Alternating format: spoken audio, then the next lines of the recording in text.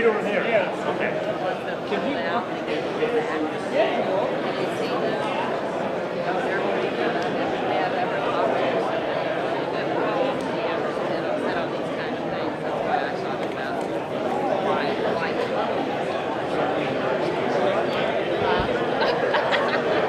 Get that as long as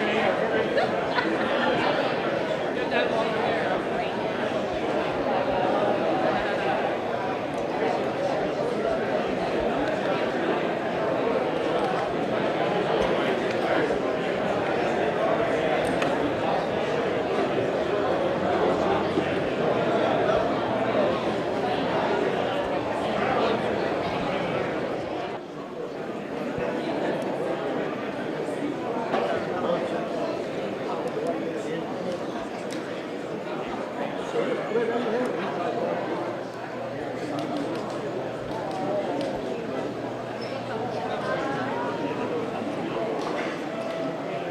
Testing. 1, 2, 3, 4, 5.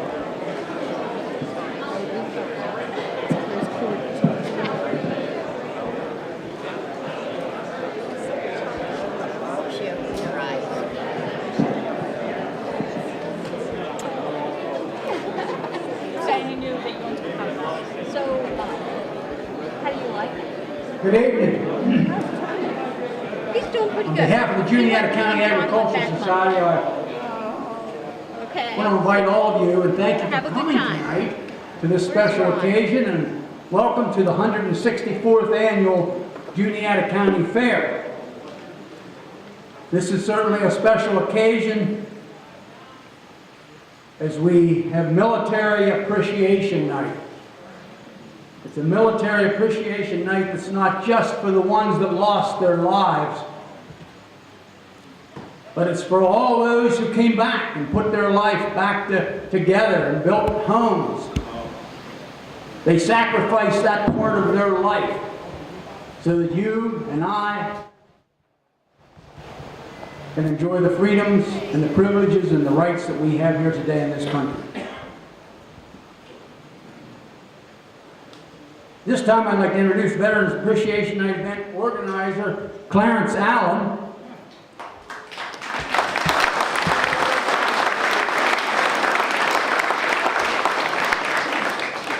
Of course, the Fair Board, we start planning our fair. Next year's fair we'll start planning about a week from now. And we had all our nights put together by, I think it was January or February. We had one night left. It was Thursday night. And so we come up with that idea, since this is the 100th anniversary of the end of World War I, that we would have a Veterans Night. Of course, Clarence is very much involved with the Veterans Council and so forth, and he jumped on it. The very next day, he started to work on that thing, and it's so I'm very proud of Clarence for all he's put together for tonight. We couldn't do some of the things that we wanted to do tonight because of the weather, but again, he did a great job. Give him applause.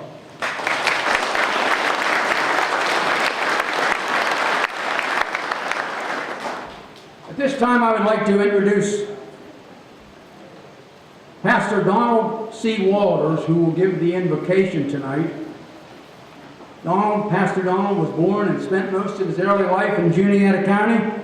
He retired United Methodist minister after 16 years in pastoral ministry. He served for 10 years in the Faith United Methodist Church in East Waterford and retired, from Dyer's United Methodist Church in Middletown. Well, I'd like to introduce Pastor Walters, who will now give the opening invocation.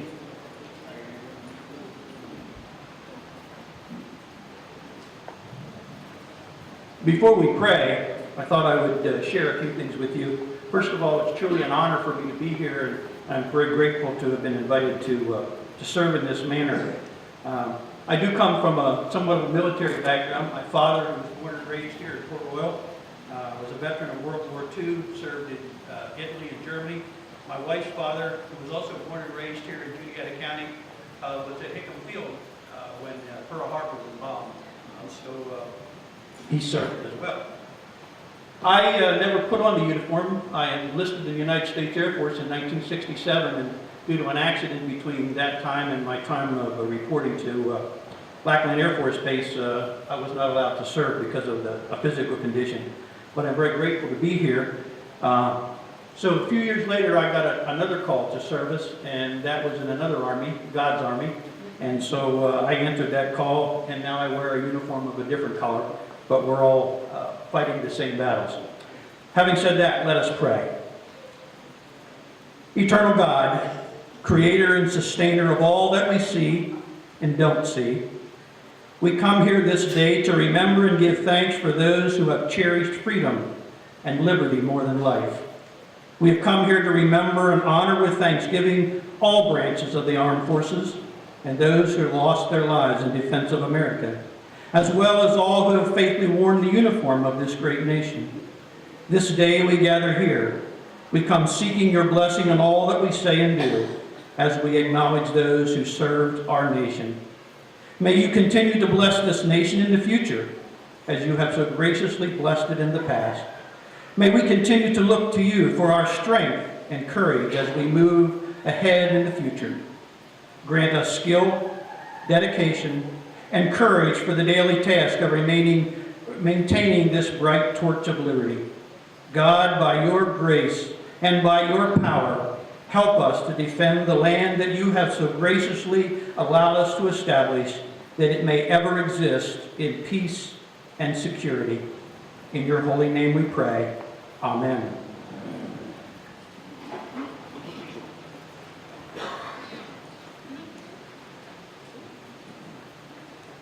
I would like to now introduce the Juniata County Veterans Council, members of the Juniata Area Marine Corps League, guest members of the Perry County Honor Guard, and the local vocal group, the Boys and the Country Thunder Band.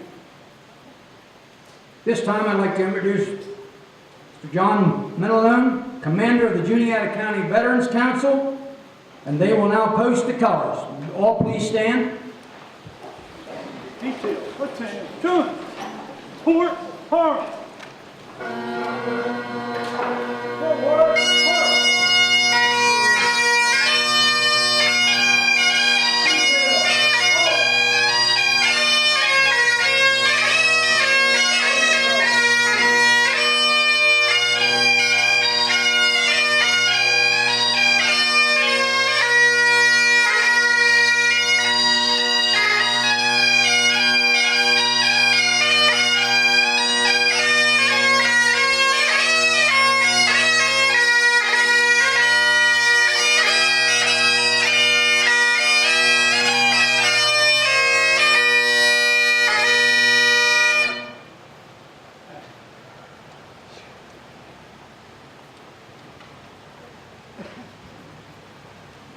This time I'd like to ask all of you to stand, remove your hats, place your right hand over your heart. Detail, present, boom.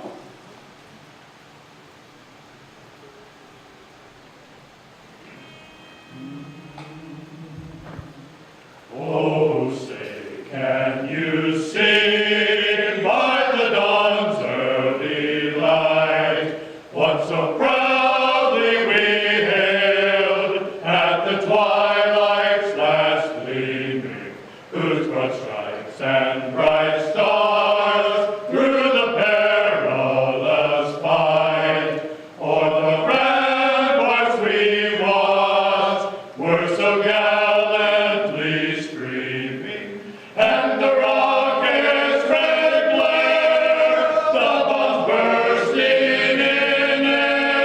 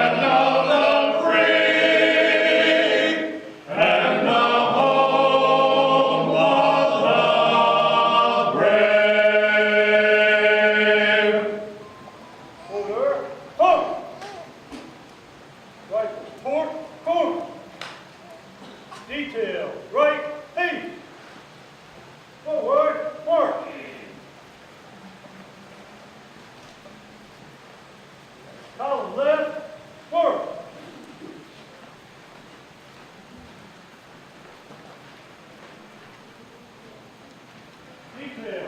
Halt.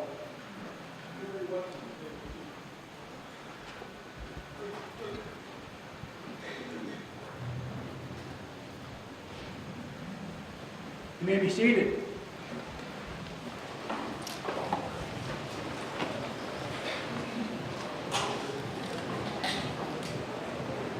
This time I'd like to introduce our Master of Ceremonies tonight.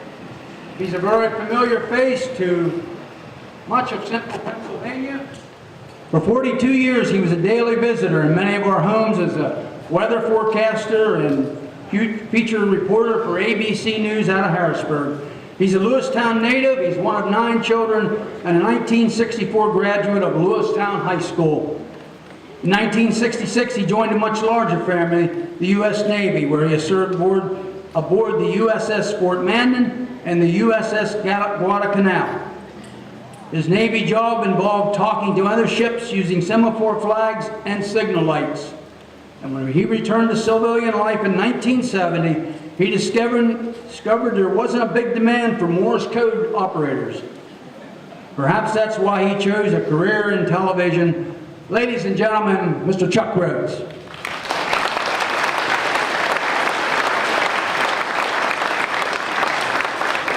Thank you, John.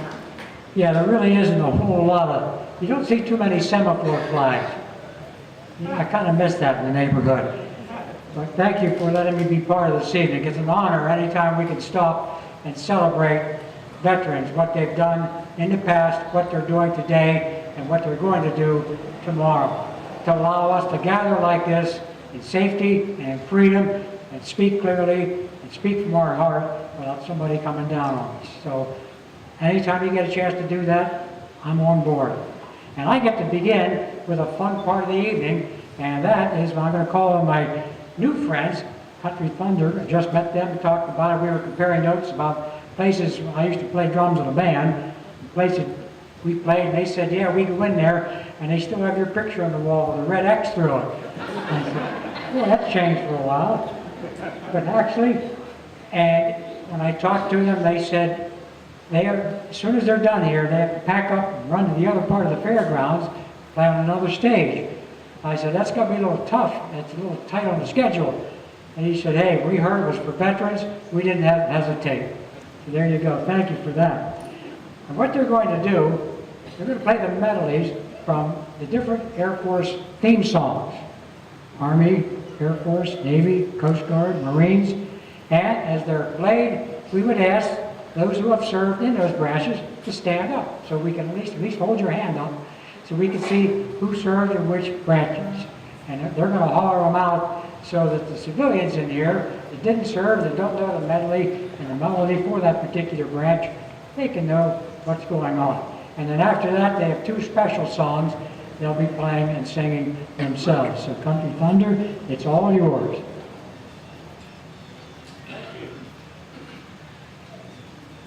Turn this. 1, 2. We're going to get Mr. Tim up here to do the Armed Forces medley for us. He's a veteran of World War II and a very, very good friend of ours.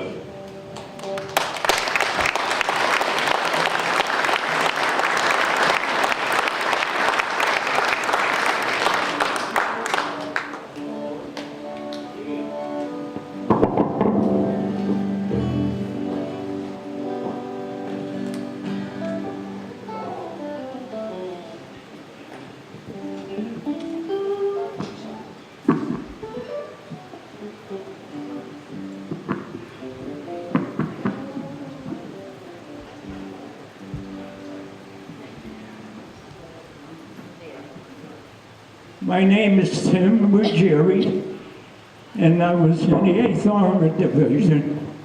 I was a tank driver, and my outfit freed the concentration camp at Lincolnstein. Thank you.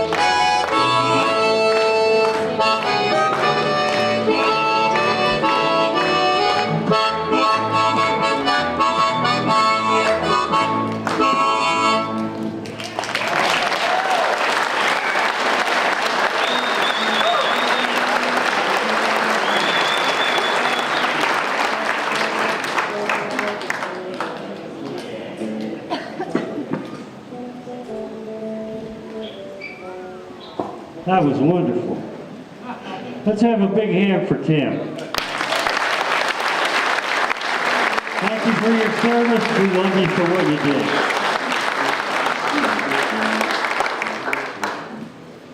I'm going to do a song that Lee Greenwood had a big hit with, and a song that I heartily believe in.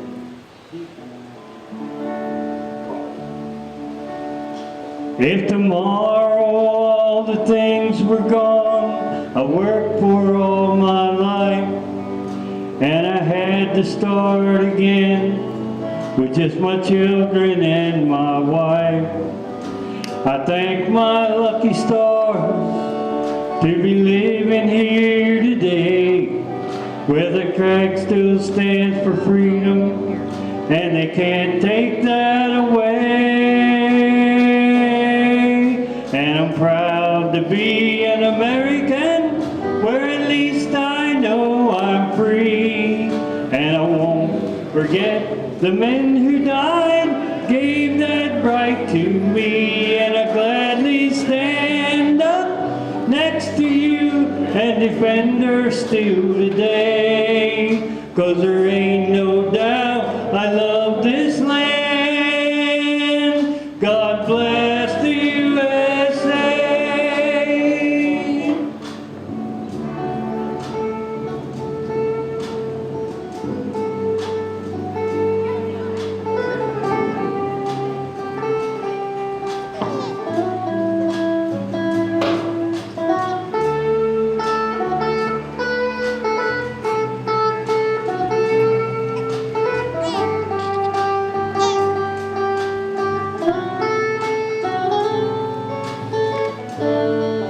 From the lakes of Minnesota to the hills of Tennessee, across the plains of Texas, from sea to shining sea, from Detroit down to Houston, from New York to LA, where there's pride in every American heart, and it's time we stand and say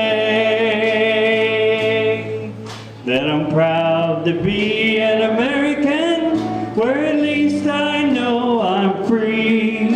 And I won't forget the men who died and gave that right to me. And I gladly stand up next to you and defend her still today.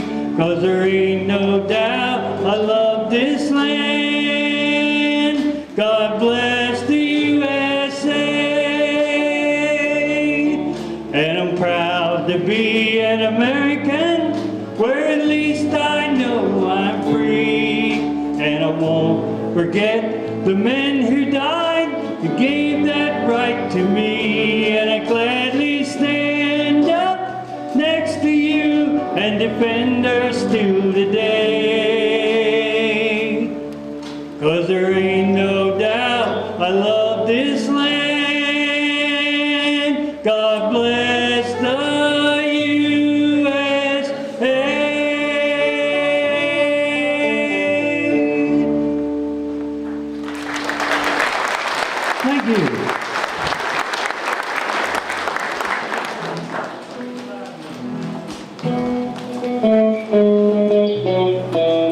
Here's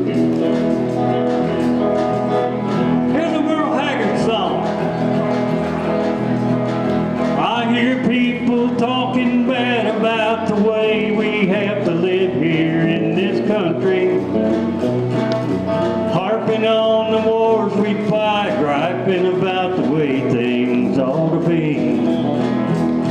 Now I don't mind them switching sides and standing up for things that they believe in. But when they're running down my country, man, they're walking on the fighting side of me. They're walking on the fighting side of me. They're running down the way of life, our fighting men and fought and died to keep. If you don't love it, leave it. Let this song that I'm singing be a warning. When you're running down our country house, you're walking on the fighting side of me.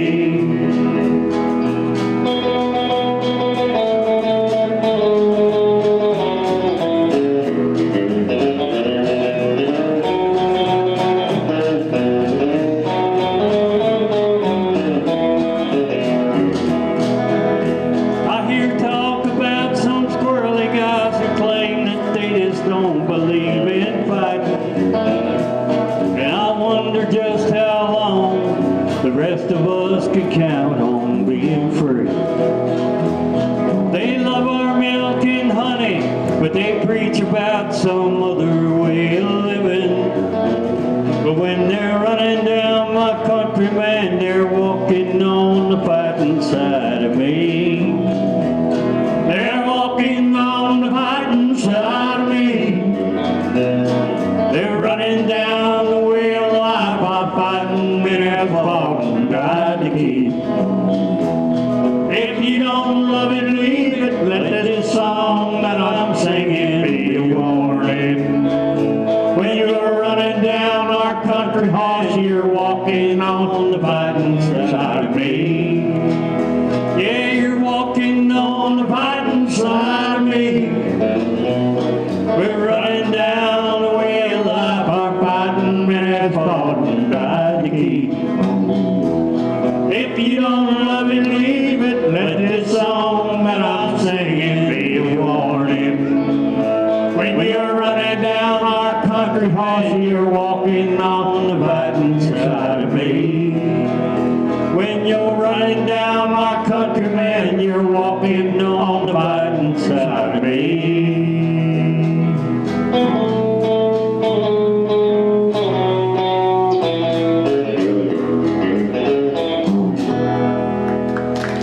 Thank you. We're the Country Thunder Band.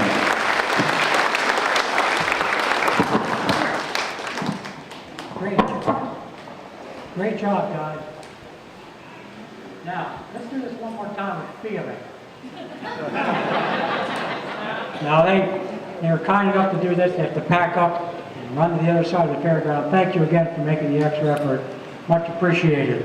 That's the spirit we're meeting here tonight. Now, as they mentioned earlier, this program is not going exactly as we had planned for several months because Mother Nature stepped in and threw us a curveball. But I want to just acknowledge the people who were going to be helping us here this evening because they made some commitments and had to bail at the last second because of the storms that were on radar lined up, and there's a criteria. Certain storm levels, you don't get up and fly, and that's what they had to do. There was to be a Black Hawk helicopter sitting on the infield over at the racetrack, and that was going to be crewed by First Lieutenant Nate Bevins, Chief Warrant Officer 2 Ed Reinhold, and Staff Sergeant Mike Moy. That's part of the Combat Aviation Brigade, 2nd Battalion, 104th Aviation Regiment. That's an assault helicopter battalion. They're headquartered at Fort Indiantown Gap. We want to thank them for wanting to come up here, and of course they made phone calls back and forth this afternoon. Also, the pilots, we're going to do a flyby with us. We're going to be Eric Lunger of Mifflintown. And Eric, are you here this evening? Can't tell. There he is. Thank you for lining all this up. I appreciate it. And we'll get you at another show, I'm sure. Pilot Neil Bauman of Palmyra, who's going to be flying. I don't know if Neil's here. I'm not. And Eric Radilla of Palmyra. Eric is a full-time Chinook helicopter pilot at Fort Indiantown Gap. And Mitch Albert of Mifflintown. And all these guys, and I understand there's going to be a couple more last-minute entries, so they weren't able to do it. And what the extra really effort came from Ed Luter. Everybody knows him in the air show business. He's been an air show announcer since 1985. He took a day's vacation today, came up from Philadelphia to do the announcing for that part of the show. And you can't miss him if he stands up. Ed, Fast Eddie, where are you? Back here. Because of that shirt. There you are. Thank you for coming up. I look forward to, everybody says he's quite a character. You can't wait to work with him. I said, I work with characters for a living. This should be fun. And we'll do it some other time. What I'd like to do now, this is different than what we had set up over at the track. I'd like to introduce the people on the stage, if you will. Just picture this being a stage. And some of you met before, some you'll hear from in just a few minutes. Begin with Clarence Allen, the event organizer. Clarence served in the Army from 1973 to 1987. His assistant, key man, the guy who kept me in line, Staff Sergeant, U.S. Air Force from 66 to 1970, Steve Ferrante. Steve, there he is. You're going to be hearing from Ron Fogelman, General of the United States Air Force from 1963 to 1997. You heard from Pastor Don Walters from Guyers United Methodist Church, retired from there. Edith Fogelman, the General's stepmother. Hi, nice to see you. Eddie K. Gill, the General's sister, and her husband, Robert.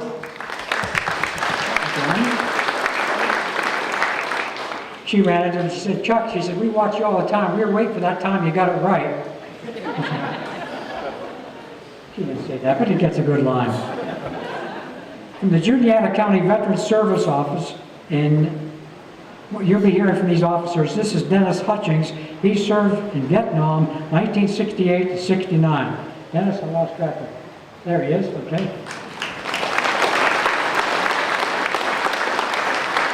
The Veteran Service officers will be coming up here in a few minutes, and they'll explain what they do and how they help many veterans outside of the spotlight, away from the headlines, day-to-day help. We'll talk about that. From Perry County Veteran Service Officer James Scott, retired Master Sergeant, Air National Guard. At the Mifflin County Veteran Service Office, Christine DeArmond. Christine?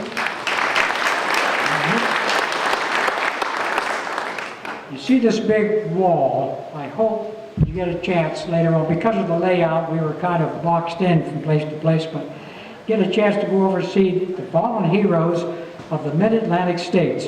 It covers 7 states. These are the men and women that gave their lives in defense of the country. It's brought here today by Tim Wright from Shippensburg. Tim is a 33-year Army veteran, served in Vietnam and Desert Storm. And he's been doing this for years, adding these names personally every time he gets the word that we lost another soldier, sailor, airman, whatever we lost. And unfortunately, he told me just today we lost 2 more. Why isn't that on page 1? That bothers me. 2 more lost their lives and we're not hearing about it. But one will go on here because he's inside the 7 states that go on this wall. The other will go into a book that Tim carries with him in case someone comes up and said, I lost a cousin, a brother, a son, a daughter, and he can look it up in the book, and he has pictures of them. That's a lot of work. That's total dedication. That's a hero back here pulling that wall. Thank you, Tim.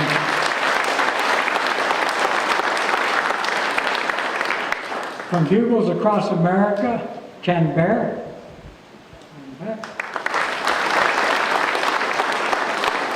Juniata County Commissioner Alice Gray.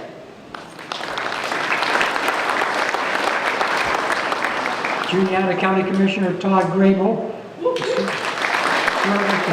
U.S. Marine 1985 to 1989. Robert Gilson, Sergeant, U.S. Army, served in World War II and Korea. He served from 1941 to 1957.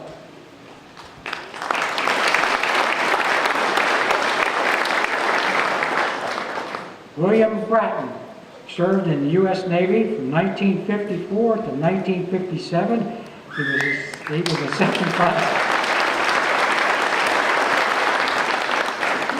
second class pipe fitter. And I thought I had to look that up because pipe fitters weren't there in my Navy time. Turns out they became ship fitters, which then became hull technicians. So that's what they're called today, hull technicians. James McMullen, Spec 5 U.S. Army, served in Vietnam, 1965 to 1967.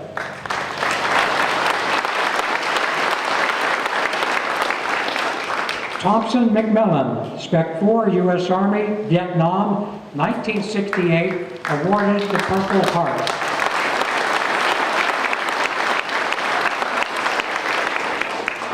Charles Hockenberry. Charles, I did not have your rank for when you served. You served at Desert Storm in the Army, but your total service was 74 to 1997. Charles Hockenberry. Let's see. What was your rank? Okay, now it goes on record that way, so no fudging. Okay. Steve Vaughn, Staff Sergeant, U.S. Army, 1991 to 2013, and served in Iraq.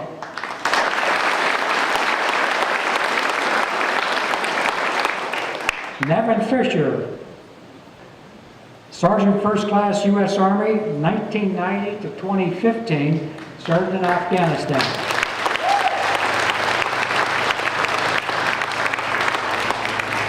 And a young man, I pulled a kind of a dirty trick on him a little bit earlier. We saw him, my colleagues from my old 27 gang were up here shooting a story today, and Sarah said, "Who's that young man?" And they pointed to Herb Cavanaugh. He looks the part. He's State Sergeant, U.S. Army.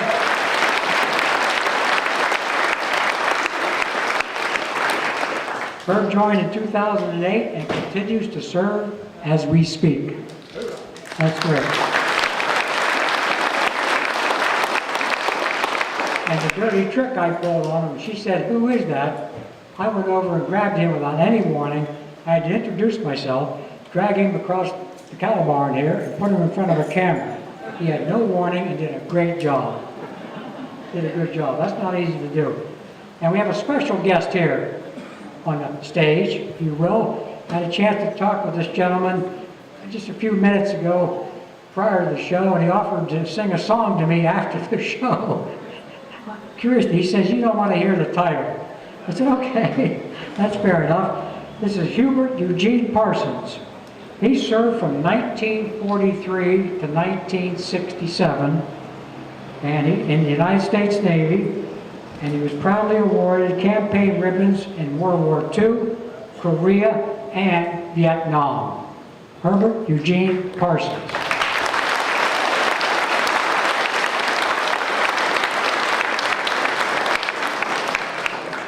Wow, that's covering all the stories. That's a book right here. That's a movie sitting right there. 4 years ago,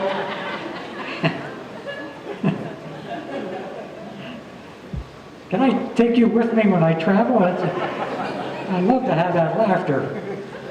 4 years ago, it was my honor and privilege to introduce this evening's keynote speaker. That occasion was the dedication ceremony for the Juniata County Veterans Memorial Bridge in Mifflintown. I know many of you were at that day. Now, just prior to that ceremony, this humble man leaned over to me and he said, "Chuck, just about everybody here knows me, so you can keep the introduction short and sweet."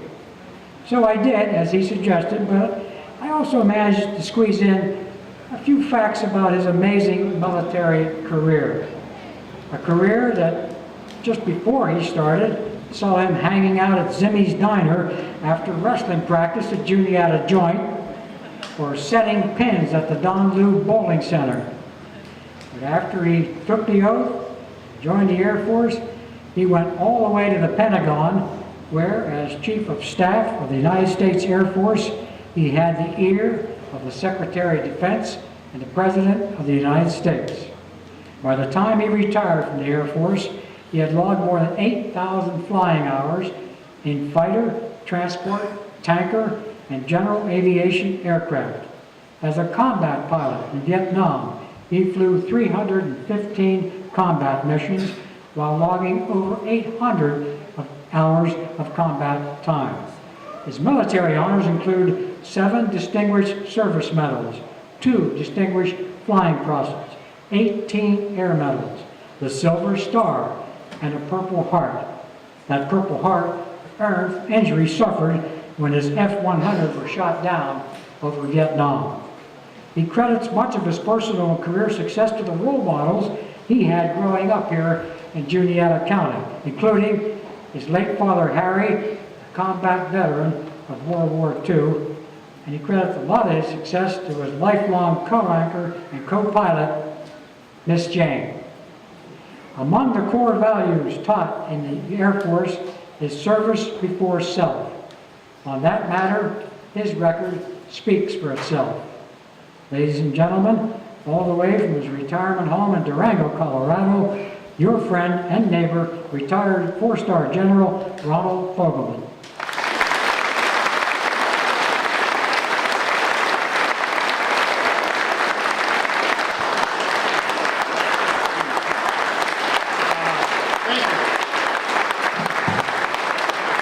Thank you very much.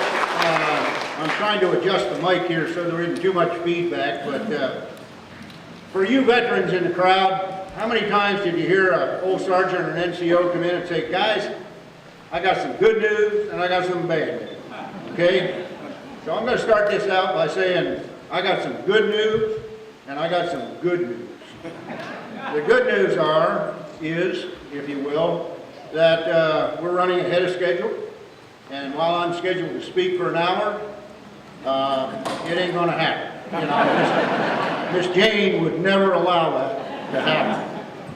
But the other thing I wanted to say up front before I started to talk is my presentation tonight is going to be a little bit different because I'm going to make a lot of references to personal people, family members, folks like that.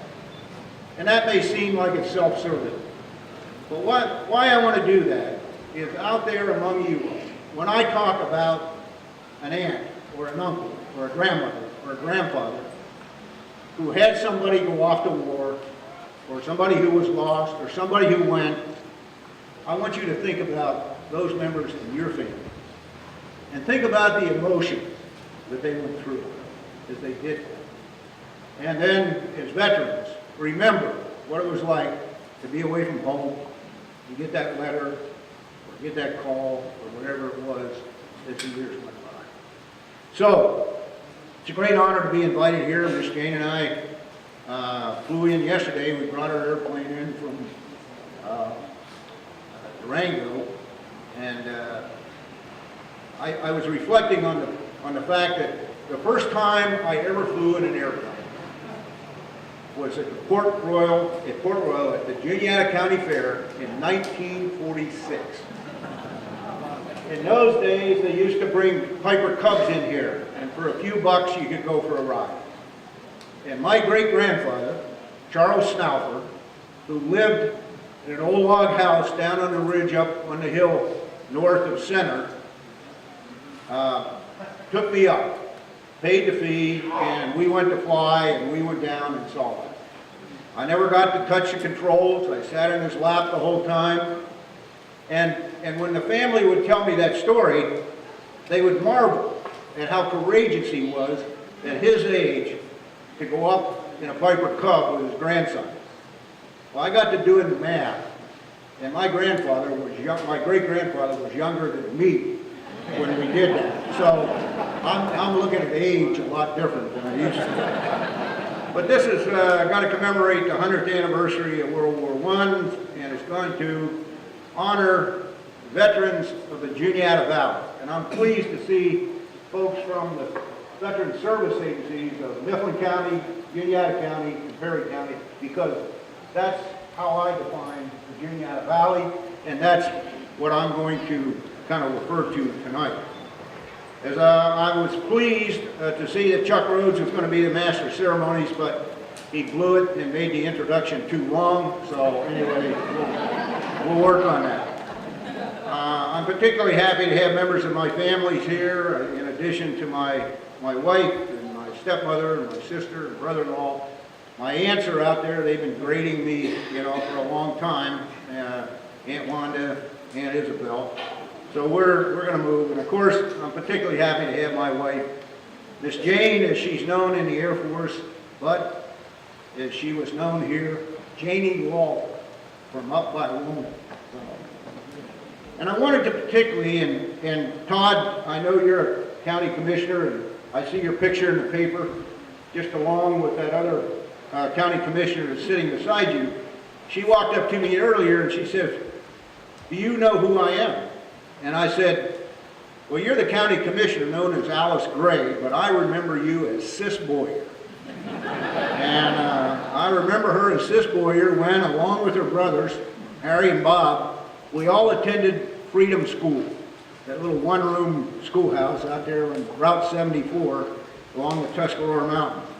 And that's when I lived with my grandparents, Bill and Ethel Landis, up along there. So I remember those days. I remember that the Boyers had a pony with a glass eye. Now, why in God's name would you ever do that? Except I discovered one time, and if I remember, that pony's name was Tony, wasn't it? And they left me ride that pony one time, but did not tell me that he would not jump a creek on the blind eye side. And I ended up in the creek when that pony just sort of went like that. So anyway, I've spent the most of my life in aviation as a fighter pilot, a tanker and an airlift advocate, general aviation enthusiast. But I have a love of history and the opportunity to research how the folks of the Juniata Valley have served their country, both as citizen soldiers and military professionals, has for me both been humbling and rewarding. So before I'm going to turn to making any observations about World War I, I'd like to commend the community and the Veterans Council on its initiative to honor veterans of the Juniata Valley who served in all of America's conflicts. And I'd like to share some of what I learned about that. Now, men and women of the Juniata Valley, because of their very nature, they were hardy frontiersmen. They enjoyed the outdoors. Many of those men on those banners down there were sons of farmers who hunted on the Tuscarora Mountain, fished the Tuscarora and the Juniata. They were outdoors people before they were in the military. And you know, the men and women of the Juniata Valley have been involved in every conflict fought by the United States, starting with the colonial wars. As early as the 1750s, settlers in this part of Pennsylvania were on the front lines in what was known as the French and Indian Wars. And names of many of the landmarks in the valley actually come from this era. Fort Bingham, Fort Patterson, the Narrows, Fort Granville, these are just a few. Now, a local teacher, educator, and author, Wayne Taylor, I don't know if Wayne's here tonight or he's down selling books, but I just saw that article yesterday where he brought out a new book. But Wayne has published 2 excellent novels, historical novels on this period. And the other novel we published was one that happened during an event that happened during the Civil War, and I'll talk a little bit about that also. But I did see that he's got a new book out, and I can commend his historical novels to you. They're accurate and good reading. Now, after the frontier wars, the American Revolution comes along, and the settlers in this region at that time were faced by 2 challenges. They had to decide whether they were going to enlist in the new American Army that was being led by General Washington in the fight for independence, or whether they were going to stay here on the frontier and defend their homesteads in the valley against marauding Indians that had been armed by the British. But even though they were faced with this kind of dilemma, if you go read the history books, you discover that there were several people from Juniata County who actually participated in the unsuccessful American invasion of Canada back in that time. Now, by the time the War of 1812 with the British broke out, when the frontier had moved west. It had gone out to Illinois, and Michigan, and Indiana. So the Juniata Valley was relatively safe, and it was an inviting place for a new wave of settlers. And during this period of time, the early 1800s, the current day towns and communities, Mifflintown, Lewistown, Perrysville at that time here, that's when they were beginning to thrive. And interestingly, the leading profession, when you go back and look at the tax rolls, the leading profession listed by folks in this area was not farmer. They listed it as distiller. So they were people who made whiskey. Now the reason they made whiskey is it was an easy way to ship their corn and their wheat crops to market. At least that's what they said. So anyway, not a lot in history books about the men who fought in that war. Now technically not an American war. The Battle of the Alamo, during the Battle of the Alamo, the fortress was defended by nearly 200 defenders. And of the 200 defenders who have been documented, 15 men were from Pennsylvania. And 3 of the men from Pennsylvania were from the Juniata Valley. And those 3 were David Cummings from Lewistown, William McDowell from Kish, and John Reynolds from Cedar Springs. Men of the Valley were also part of the U.S. forces that captured Mexico City during the Mexican-American War, 1846 to 1848. And during the Civil War, numerous units were raised and manned by men of this area. Now, one was a relative of mine. His name was William H. Landis. And when my grandfather, who was also named William H. Landis, died, I inherited the 1862 Bridesburg Armory weapon that William had been issued and carried during the Civil War. As was the custom in those days, he was allowed to keep the gun when he was mustered out in July 1863. Later, the gun was converted to a muzzle-loading squirrel gun. It is passed down through the family, and it now has a place of honor on the wall of our guest house in Durango, Colorado. Wayne Taylor's book on the Civil War and the period leading up to it is a really good primer on the period.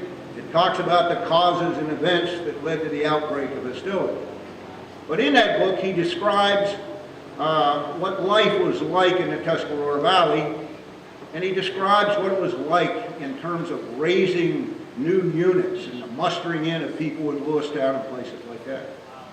And part of the background in this book and part of the history of this valley concerns how in 1863, as General Lee moved up from the Shenandoah Valley and into Pennsylvania, he ended up around Chambersburg, where he stopped for a while. His objective was to move on to Harrisburg, capture the supplies that were there, divide the Union, and hopefully convince the Union to sue for peace.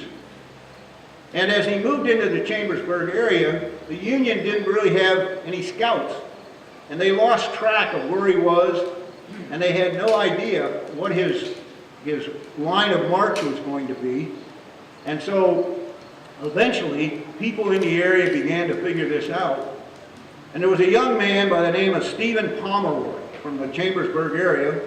He was familiar with the landmarks and the people of Tuscarora Valley. Actually, he had a girlfriend over here that lived up and on the mountain. So he knew how to get around in the dark. Let's put it that way. So anyway, he was given the task of getting the vital information on Lee's disposition to a telegraph stationed in Perryville, right here in Port Royal. So what he did is he started over in Chambersburg, came down through the Path Valley, Dry Run, Spring Run, passed into the Tuscarora Valley up at Concord, and then rode the length of the valley, stopping to get fresh horses, etc. And he was able to send this telegram to Governor Curtin, governor of Pennsylvania at the time, who was in charge of informing the Union forces. And that was how the Union forces were in place to receive Lee when he arrived in Gettysburg. And so after the Civil War, the migration to the far west, if you will, began in earnest. And among those who traveled west were families from the Juniata Valley. Some became players in the frontier wars. Later in the century, there was a whole group of residents of the Juniata Valley who went to North Dakota because of the promise of cheap land. And so, while those folks were going to North Dakota, others were involved in the Spanish-American War, the war against Spain, 1898-1901. Now, the next war involving men and women of Juniata County was World War I.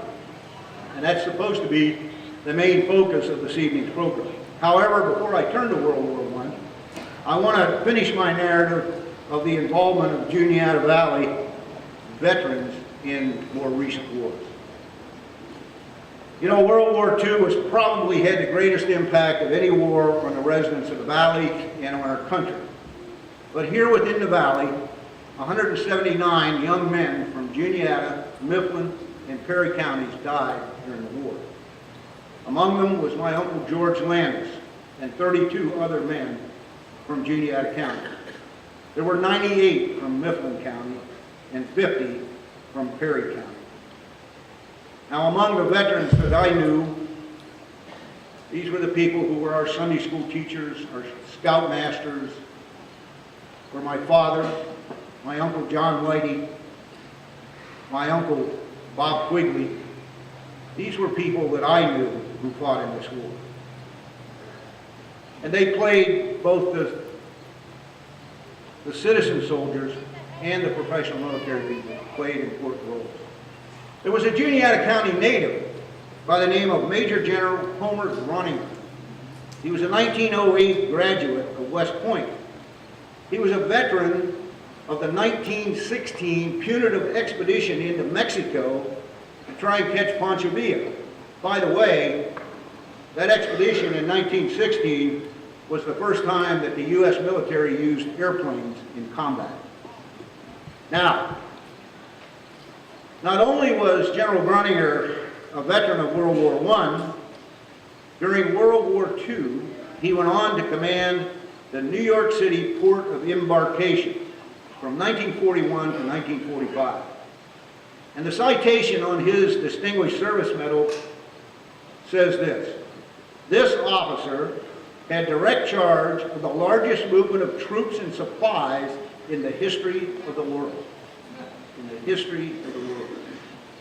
General Groninger lived out his house in the home he built right over here, about a quarter of a mile from here.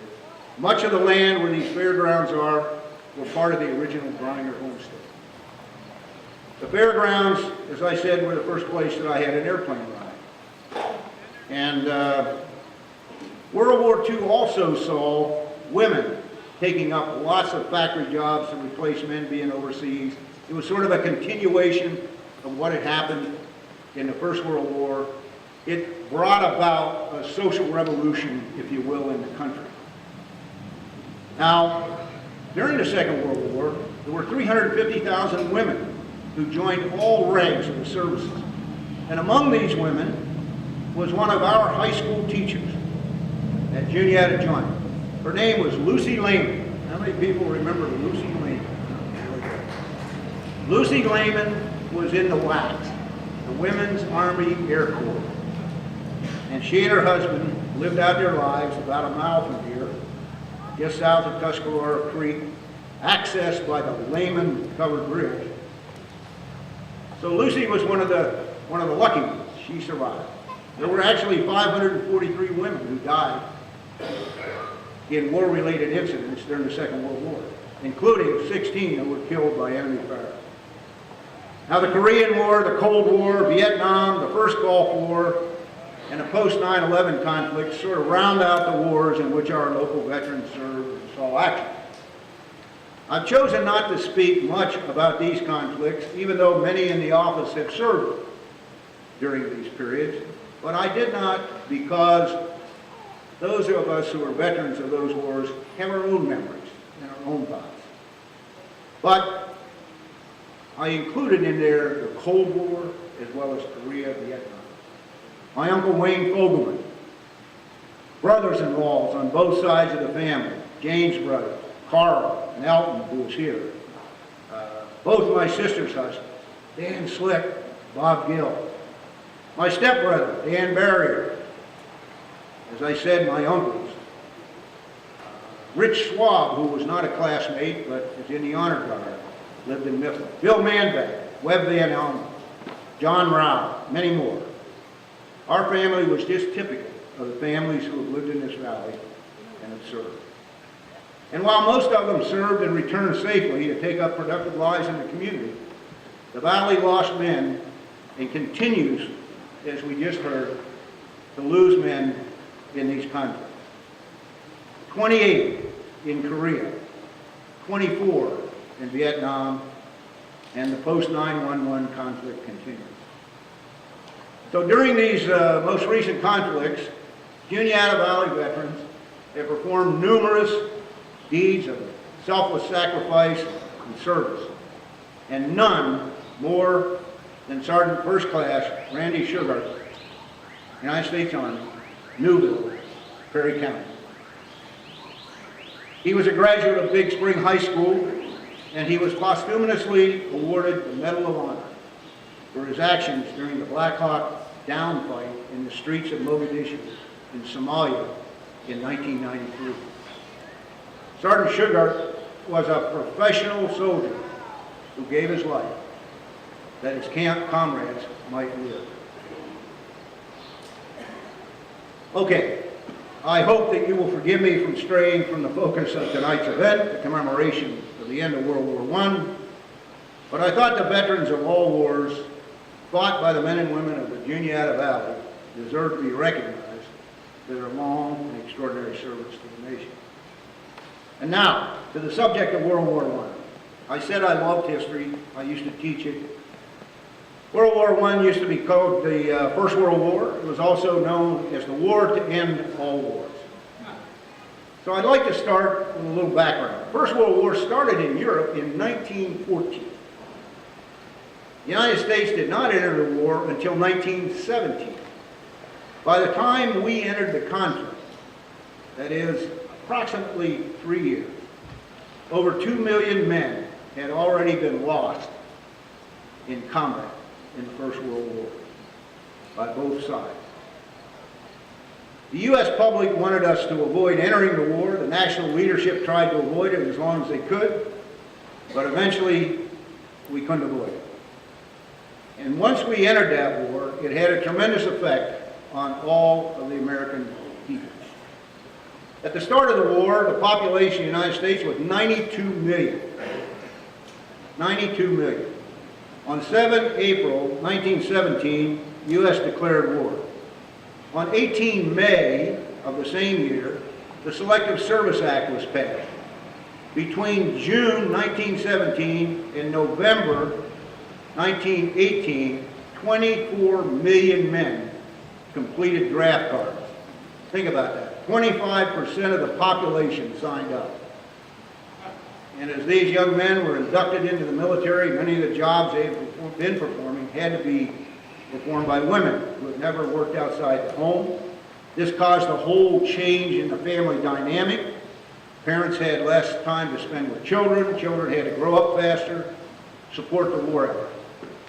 And as a result of women moving from their traditional roles and filling factory and administrative jobs, they demonstrated their importance to a broader range of positions in society.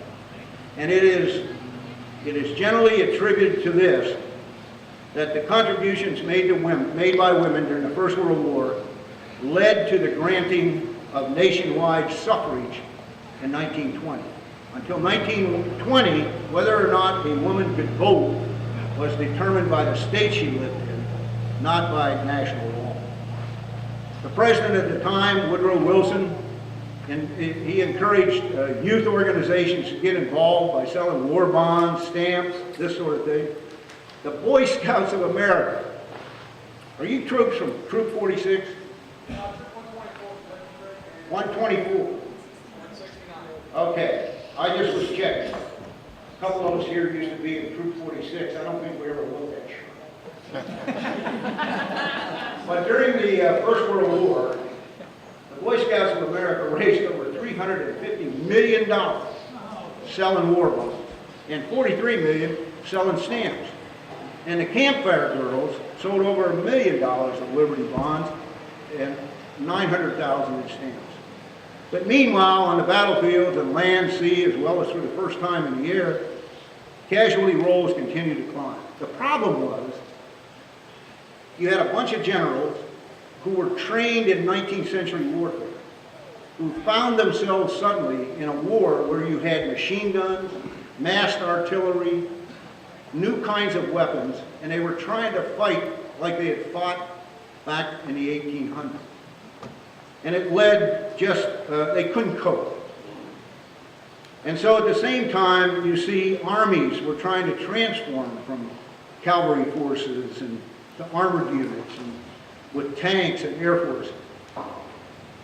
But while the United States did not declare war until 1917, as early as 1914, we began shipments of supplies to Europe. They would tell us what they needed, and we would send them. What's interesting is that between 1914 and the end of the war, 75% of the total tonnage of equipment material sent from the United States to Europe was fodder. Fodder for the horses. That's how extensively horses were still being used. And if you think about it, Europe was devastated. The farmlands were ruined. There wasn't anybody to raise crops. The thing they wanted and needed most was hay. It's an interesting little statistic, if you will. And the horses, of course, they were used in cavalry units. They were used to pull supply wagons, ambulances, artillery. And, interestingly enough, skills learned in the farms of the Juniata Valley were in great demand. Two of the World War I veterans that I got to know personally, my grandfather Landis's neighbor, a man by the name of Foster Neff, and my wife's uncle, Charles Woodward, both saw service in Europe as teamsters. That's what they did during the war. They drove horses. Now, as bad as the inability to cope with machine guns and artillery was, it all got worse in 1915. In 1915, with both sides bogged down in the trenches and making no progress, the use of chlorine, phosgene, and mustard gas became a weapon. When the Germans launched the first chlorine attack in 1915, 5,000 French soldiers died within minutes. They had no idea it was coming. But within 3 months, both sides were using gas routinely. I can remember my grandmother, Martha Fogelman, talking about how her brother, John Miller, returned home from the war suffering from the effects of having gas. His lungs had basically been destroyed. He never recovered, could never hold a job, died young. So the combination of this kind of warfare led to casualty rates never before seen in war. It is estimated that the total military and civilian casualties in the First World War was 40 million. 15 to 19 million deaths, 23 million wounded. On the battlefields, the Allies lost 6 million killed, and the Central Powers 4 million. 2 million men died of disease. 6 million people in Europe just simply disappeared. The costliest battle in the history of the world occurred during World War I. It was the Battle of Verdun that occurred before the United States entered the war.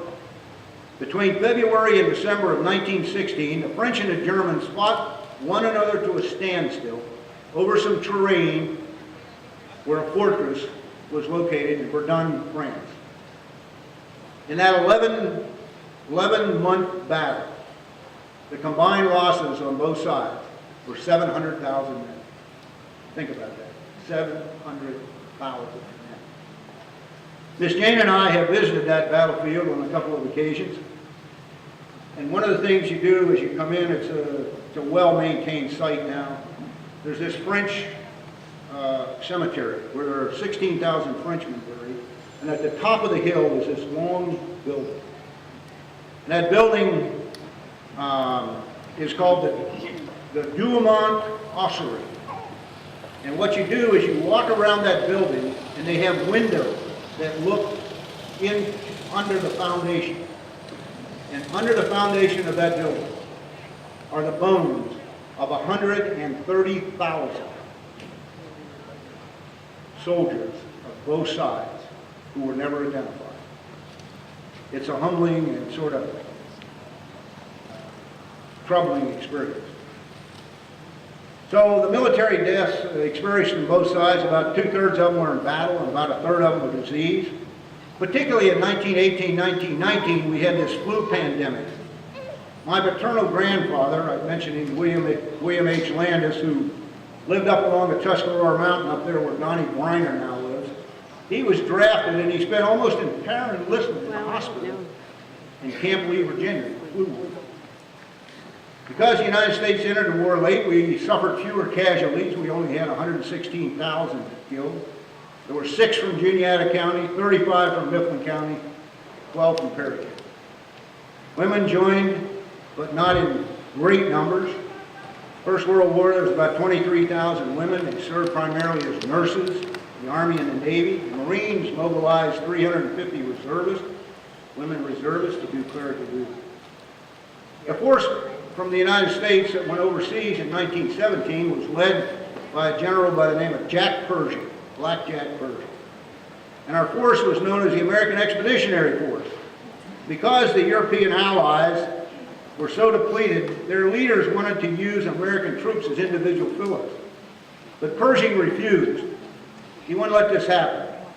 And so our forces didn't really enter the battle until early in 1918. The Americans fought in 6 major battles. And they were engaged in the last of these, the Battle of the Argonne Forest, when the armistice was signed, ending the war on the 11th hour of the 11th day of the 11th month of 1918. Nearly 100 years ago. Of course, since that date is marked not only the end of World War I, but it's become the date designated as Veterans Day in the United States. There are no World War I veterans living today, so we commemorate their deeds and service without them. A little sidebar of interest. Of the 16,000 men and women who served in the U.S. military during World War II, of the 16 million, there are approximately 550,000 of them still living. And they are dying at the rate of 100 a day. So you think about 365 days times 100, what that population is. So I encourage you, when you see a World War II veteran, you go shake their hand and you thank them for their service while you still have the opportunity to do that. It's our greatest generation, as has been told. Now, because World War I did not end all wars, we still have brave young men and women at home and abroad wearing the uniform of the United States. In my last 3 assignments in the military, I served in what we call joint assignments, which meant I was involved with men and women from all the services: Army, Navy, Air Force, Marine, even the Coast Guard. As I traveled to military bases and operating locations around the world, I would talk to the troops. And I'd ask them, what is it that the senior leadership could do for you troops? And they never asked for much. And the answers came basically in three requests. They said, one, please don't ask us to leave our families and go into harm's way unless the mission is important. The second was, while we are deployed and engaged, please take care of our families. Take care of them. And the last one, and very apropos to what we're doing here tonight, was, you know, if we go and we do what is asked of us, it would be nice to know that our service is appreciated. So this last request is what you, the members of this community and the Juniata Veterans Council, have done. You have shown your appreciation for all of us who have served and for all who are still serving. Thank you.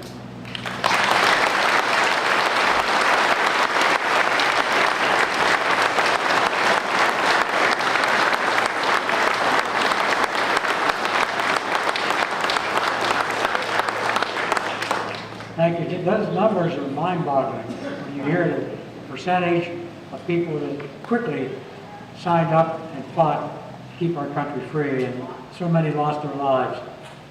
And you hear it, when you name the local valleys and towns where the soldiers came from, it puts a name to the numbers, and that's very important. He mentioned briefly, the gentleman mentioned the banners you might be seeing around the fairground. It's a new addition this year, and it's called the Fallen Heroes Banner Project. The gentleman who did all the research for this to find out the names and the pictures that go on these banners. You might wonder, what's this all about? Where do we go from here? I'd like to call back up here Steve Ferrati, and he can explain this banner project. Steve?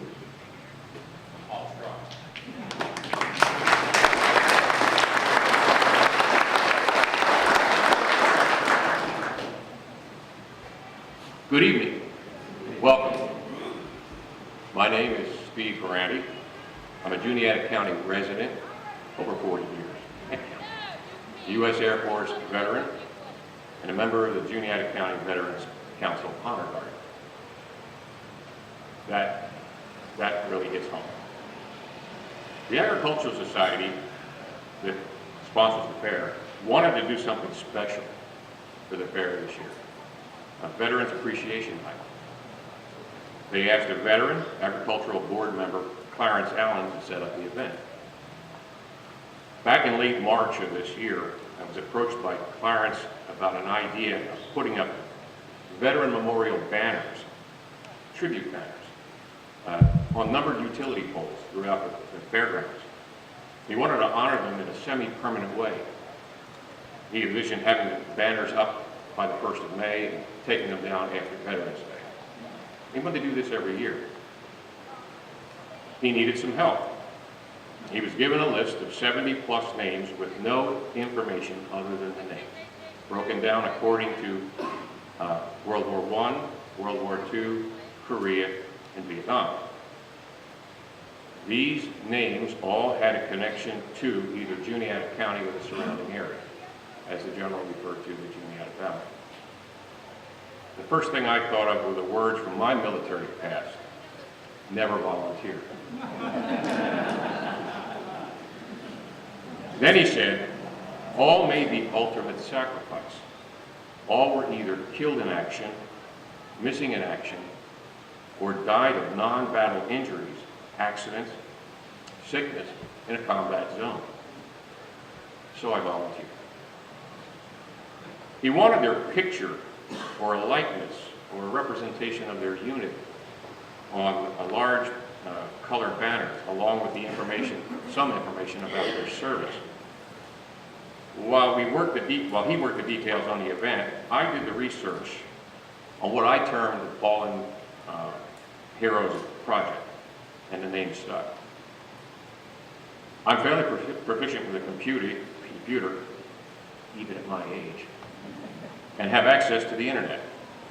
I would just sit down and ask Mr. Google, all the information is there, right?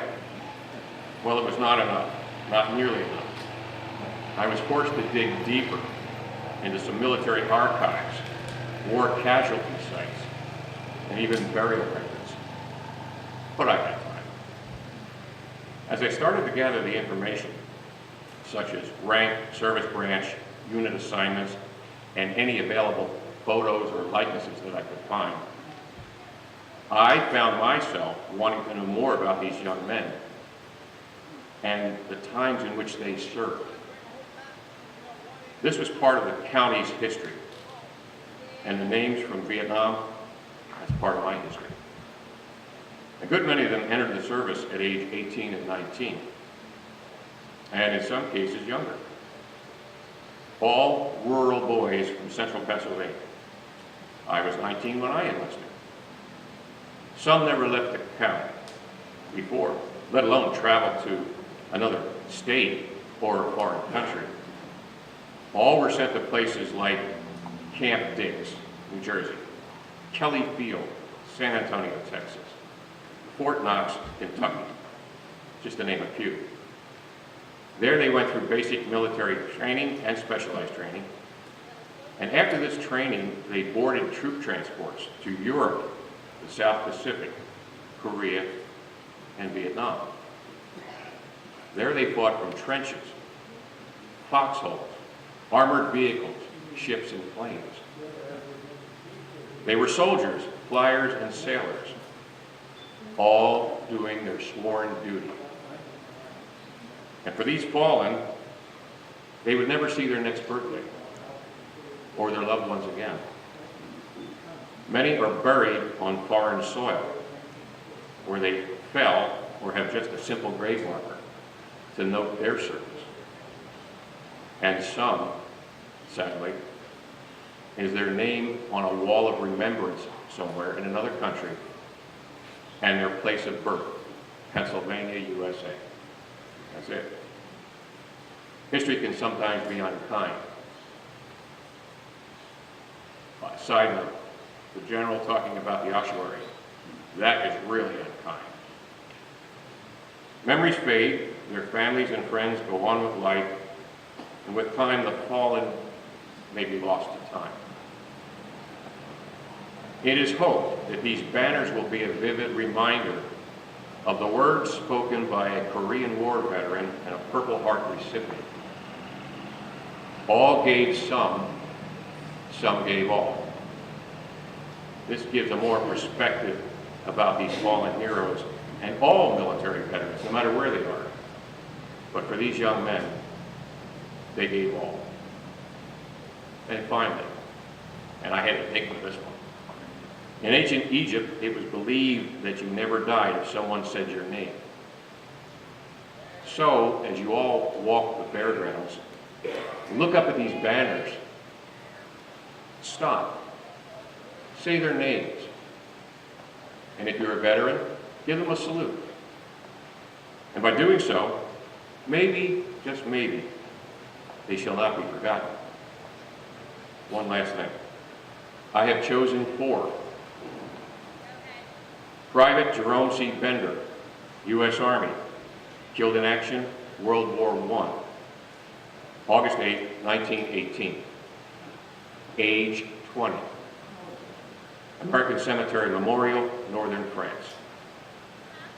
Private John W. Reynolds, U.S. Army, killed in action, World War II, September 22nd, 1944, age 20. Brittany American Cemetery, St. James, France. PFC James H. Gerhardt, U.S. Army, killed in action, Korea, February 3rd, 1951, age 21. Arlington National Cemetery. And lastly, PFC Walter Lincoln Gosshorn, U.S. Army, killed in action, Vietnam, January 2nd, 1967, age 20, Westminster Presbyterian Cemetery. One last thing. Thank you to all the veterans who have served and are serving, and a big thank you to their families for giving them support. Thank you.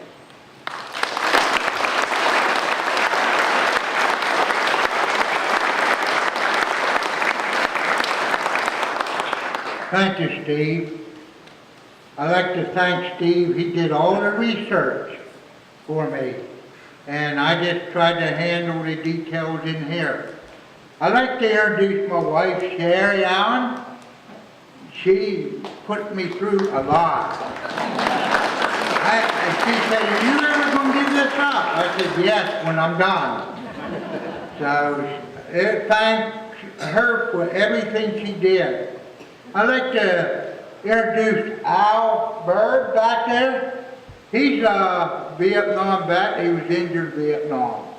And Chuck, you forgot to put his name on the thing. That's okay. We can't think of everything.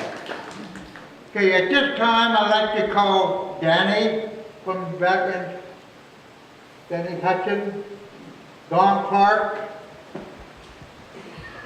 Steve Ronnie. At this time, I'd like General Fogelman come forward, his wife Jane, Edith, and Eddie Kay first.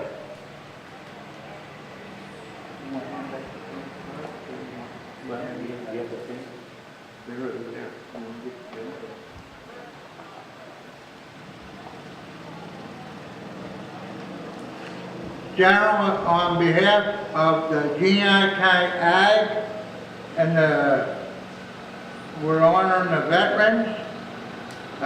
Denny will be issuing you a pin for your service, and we're going to be issuing you a banner of your late father.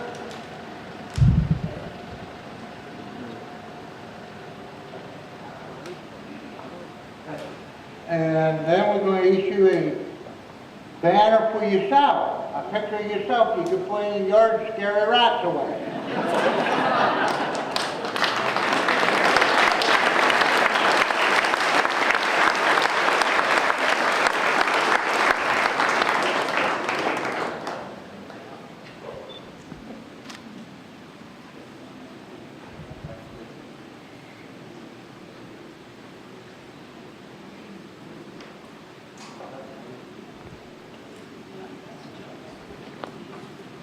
I might come back. Here. I have one more here somewhere.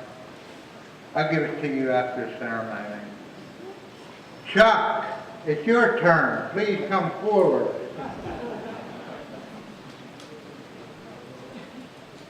As behalf of the Juniata County Ag, we are presenting you with a pin from Vietnam pin in my house. And a banner from the Juniata County Ag. And thank you for doing this. I don't know, you look young there.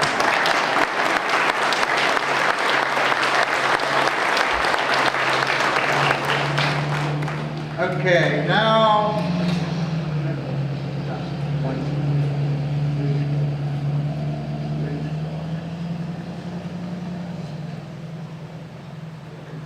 I'd like to have Ann Haynes and her family come up.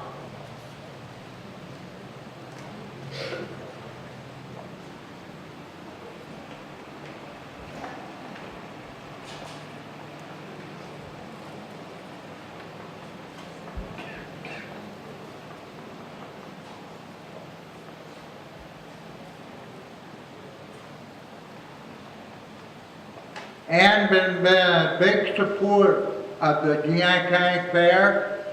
She, for Nittany Media, she lost her husband, what, a year ago? 4 years ago. So we want to recognize her for all her support. There's a Vietnam pin for, remember Harry. There's a banner for Harry, remember him. And Penny, is she here? Okay, we got a banner up here, then Penny. Can you come up?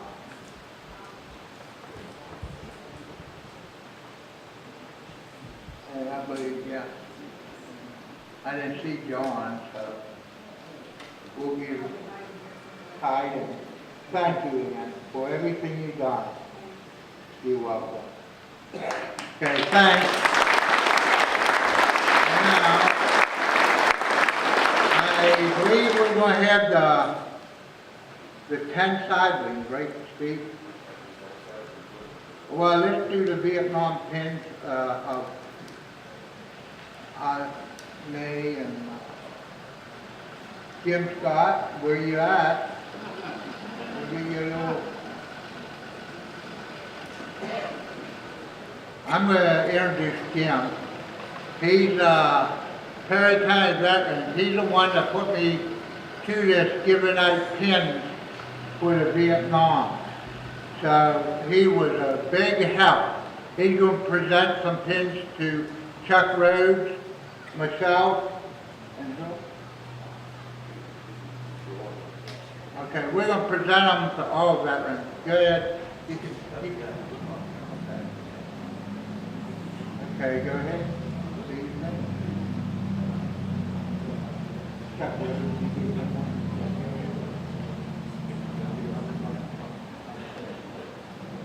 We did have this organized. Okay, let's see where I'm at here. And I'd like to thank everyone for coming here tonight. It was a last minute decision on this moving it up here. Okay. Chuck, I think you up, right? Well, I didn't know where I was at. That's okay, I made a living doing that. Earlier, we mentioned the veteran service officers and what they mean to veterans in the area. In any veteran's life, there are times when help is needed. Sometimes it could be as simple as filling out a form. The forms just go on forever. And sometimes it could be as serious and complicated as a catastrophic personal issue. And that's when they turn to their county veteran service officers. And I'm going to ask each of the three to come up and explain briefly what they do and how they help people. Because there's some in the audience tonight, I guarantee you, you're going to run into a situation down the line, someone you know in your family circle that needs help, and you're thinking, where do you go? This is where you go. And we're going to begin with Christine DeArmond, Mifflin County VSO. Christine?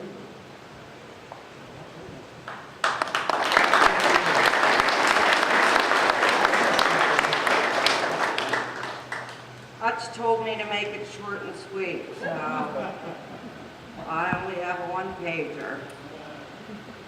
I'd like to say good evening to everyone. Like you said, my name is Christine DeArmond, Mifflin County VA Director. I'm responsible for approximately 4,900 veterans and their families. I started working at Mifflin County Courthouse on March 4th, 2009. I worked as the clerk in that department for exactly 1 year, then became the director in 2010.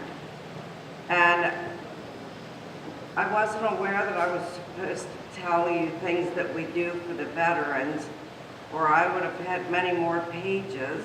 And I can't even begin to tell you everything about Veterans Affairs, like roles, forms, and people that have been changing in the federal government over the past 8.5 years that I've been director.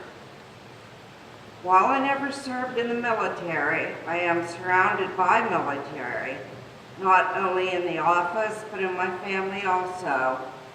My older son served almost 8 years in the Marine Corps.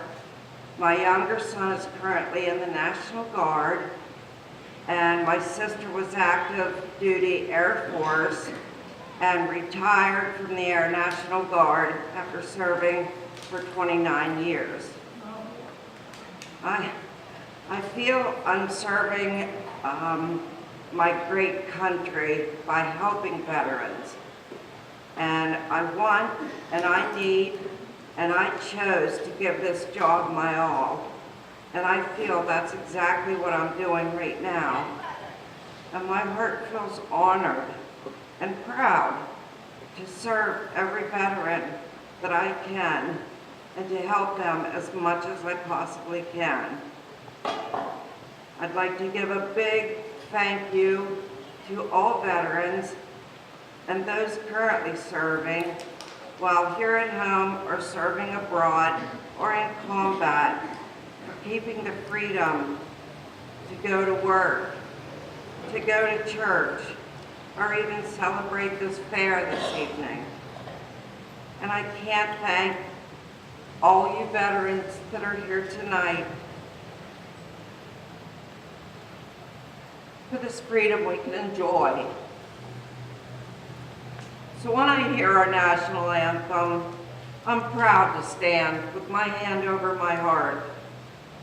And I'm proud to admit that every time I hear that national anthem, it sends a good feeling all over me.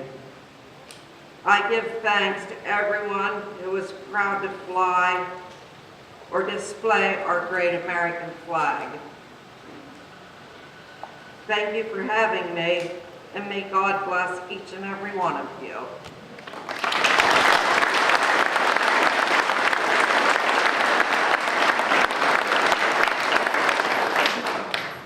You made one mistake, Christine. You said you didn't serve.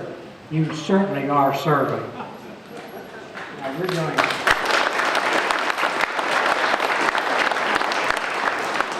You're on a different kind of front line, but you're there.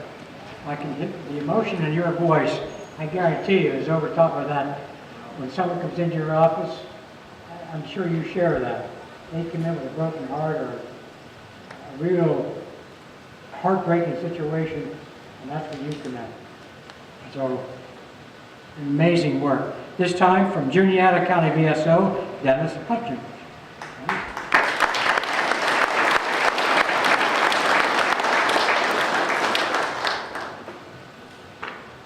Mất hai ba bồ năm sao bê thảo chín mười mỗi mặt mỗi hai mỗi ba mỗi năm mỗi sáu. How do I remember that? In 1969. I left Vietnam in 1969, but Vietnam came home with me. Like a lot of veterans, they all go somewhere.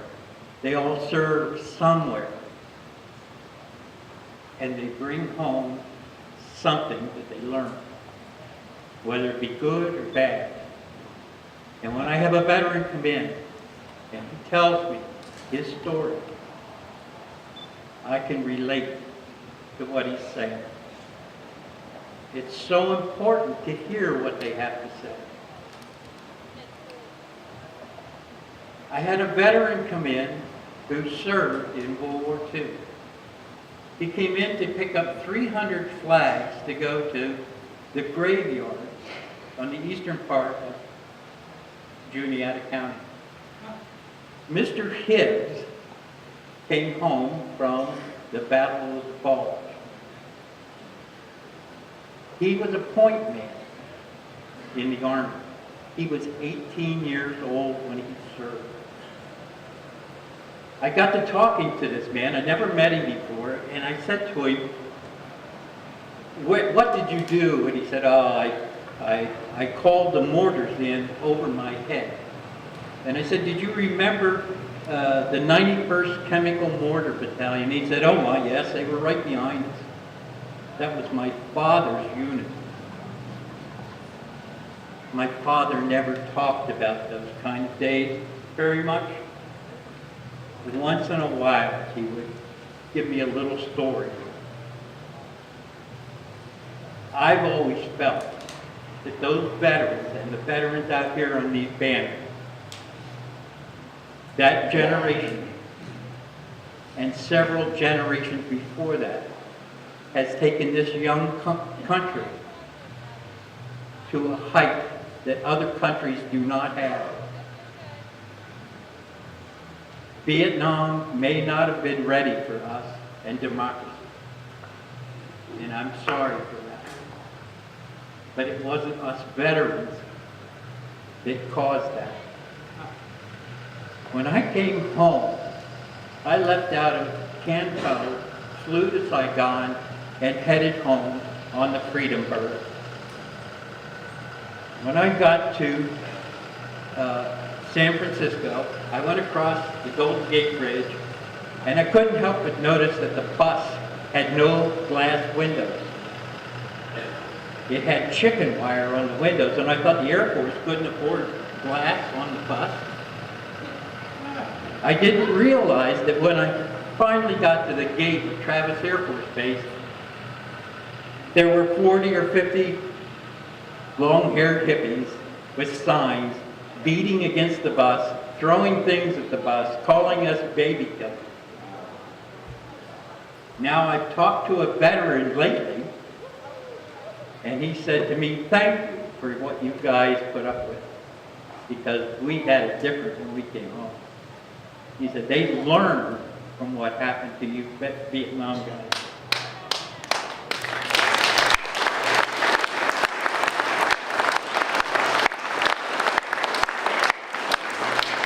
I want to thank my buddies that are here from Vietnam, because I know what you went through. But a good portion of you settled in. You had families, you got a career, and you moved on. A small percentage, yes, they had trouble. I was at my booth last night, and a sniper from Iraq came to my booth. And he said, "Can I get some help?" And I could tell he had that 1,000-yard stare that I saw before. I hope we can help him, and that's why we do what we do. And there's a place for him to go. I want to thank you for asking me to serve you. And thank you for the United States, this young country, and that we can keep it going. Thank you all.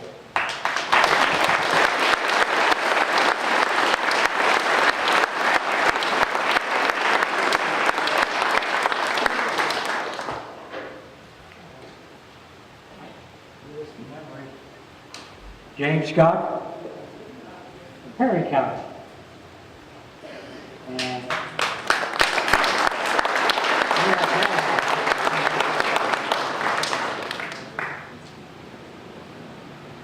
one of the most important things that we can do as VSOs is listen.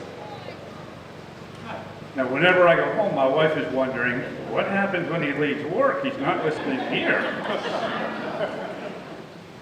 And General Fogelman, I just want to say, I certainly enjoyed his speech. You can tell, 4-star general, chief of staff, very smart man. But I'm convinced, you don't learn smartness, you're born with smartness. You can tell that he was born with smartness because of all the branches he chose the Air Force. Aim high, General.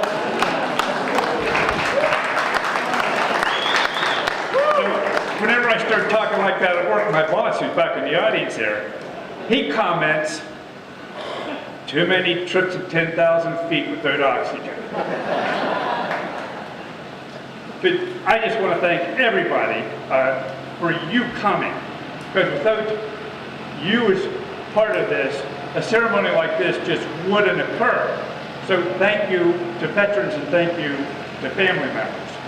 But part of my thank you, I want to say, I know they've already been recognized, but if you've ever been a part of putting anything like this together, you can appreciate the amount of hard work, the amount of hours that's spent, and they're unselfish hours that Clarence Allen, Steve Ferranti put in to make sure that every I was dotted, every T was crossed, to ensure that you, as part of this ceremony, things went along smoothly. So, gentlemen, thank you so much. Appreciate it.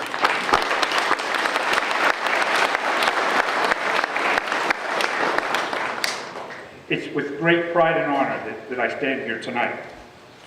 But we are here tonight to give honor and respect to the names and faces on the banners hanging throughout the fairgrounds and recognize it because of their service and sacrifice, we enjoy our freedoms today.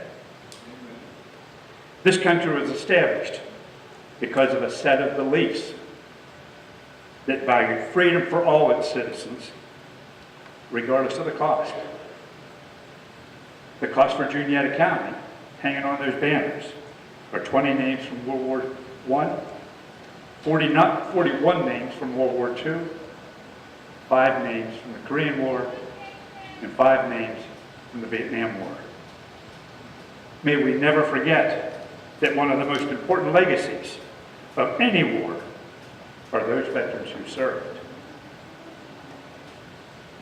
To the veteran, may I say thank you for serving. To the family members, thank you for supporting your loved ones. Because if it were not for you supporting that loved one, those veterans couldn't survive. And to the Vietnam veterans, they're long overdue. Welcome home. One of the veterans from Perry County, James Michael Rudy, stopped in my office here a couple months ago, and he presented me with a poem that he wrote. He's a local Perry Countyan. He was in the Army, staff sergeant, and as we met preparing for this evening, I saw that poem on the wall, and I thought, you know, there's nothing more appropriate than that poem. So if you don't mind, I want to recite that this evening. The poem's titled Taps. I hate the sound of taps and the memories that it brings, those soft, sweet, plaintive notes from the viewer as it sings. For as you hear taps and its sad, soft notes, it brings back memories of fighting men, their acts, their deeds, their quotes. Living, breathing, dying, all insignificant to history, yet each one bled and died to make this country free. Somewhere over a cemetery's ground, taps melancholy notes will sound, bringing back memories of all the souls who made this hallowed ground.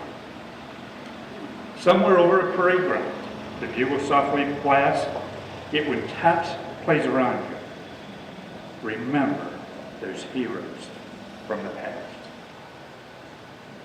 Now I'm going to throw a curveball into this ceremony because whenever we were planning over here on the racetrack, we were going to be doing things differently. But we're going to be doing part of a pinning ceremony for all Vietnam veterans, Korean as well as World War II, and current veterans. We had the fence between us and the bleachers, so we couldn't make it personal, but I'm going to make it personal. So what I'd like to do, if you'll please help me out here, I'm going to do some pinning here right now. Herbert Parsons, as you already know, he served in 3 wars, World War II, the Korean War, and the Vietnam War. Tim Ruggiero, World War II veteran. Would you men please come forward and your family members?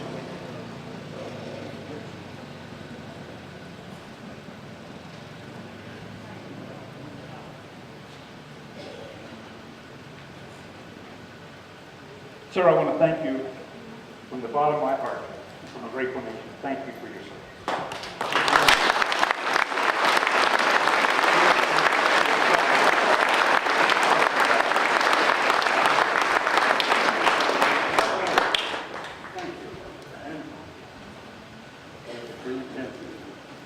Finally, recognition for the service of Vietnam.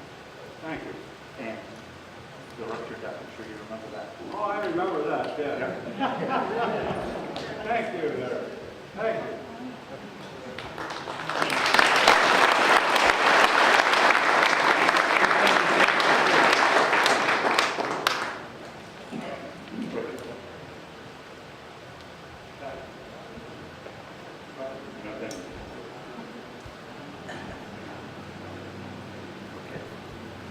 sure you remember the ruptured gun. They gave that pin to you during World War II. Thank you, sir. Thank you.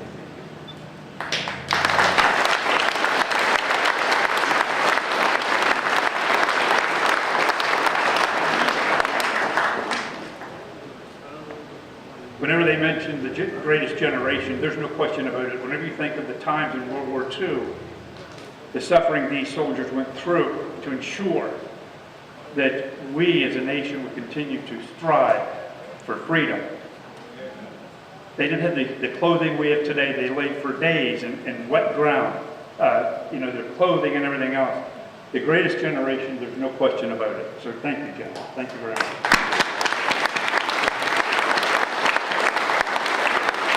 Are there any POWs in the crowd?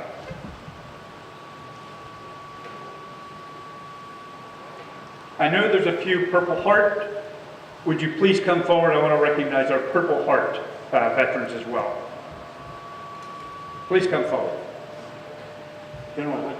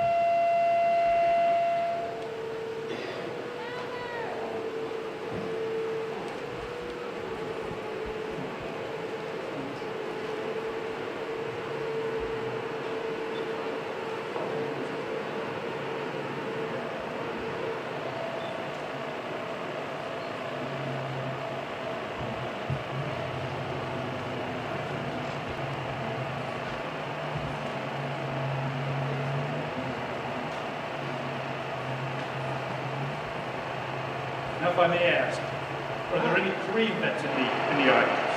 And if you cannot come forward, raise your hand. The Boy Scouts here will bring the pin back to you. And we want to recognize the Korean veterans as well. Are there any Korean veterans?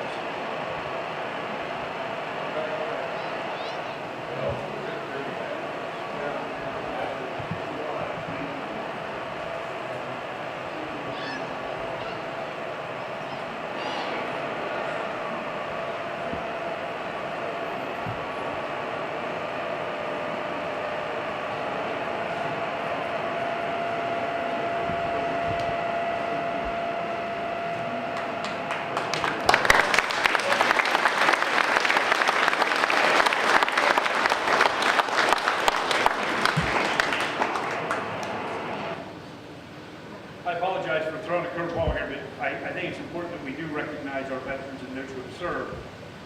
All Vietnam veterans, please come forward.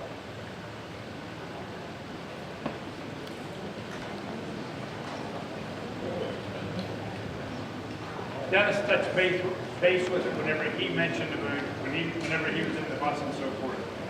But this is a group of individuals who served their country with honor, pride, and unfortunately, whenever they were discharged, because of the political turmoil that was occurring within our own nation, we never gave them a thank you or a welcome home. And I am here to say, gentlemen, thank you on behalf of a grateful nation, and welcome home.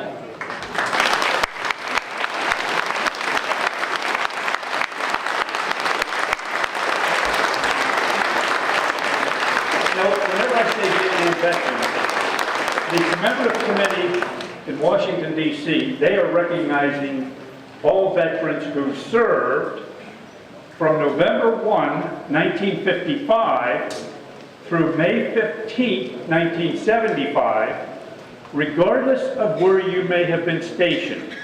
So if you have served during that period, please be included in that group, because we are proud of your service.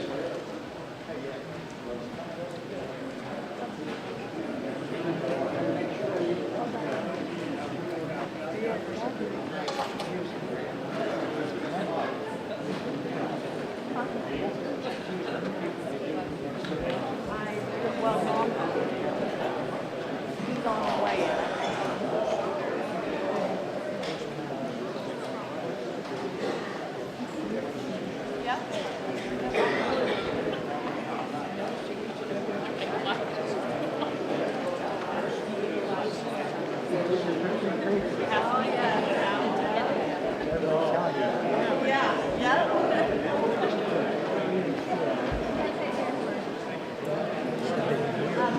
Oh, yeah. Well, he said he would come. It felt like it. Yes, exactly. It's going fast. It's already I saw him.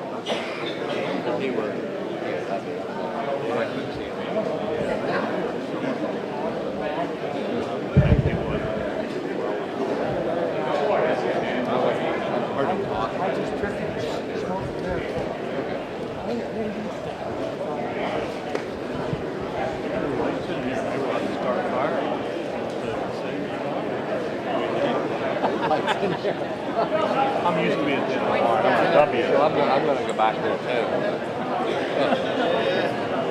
Let these youngsters. Trying to. Been about 3 miles.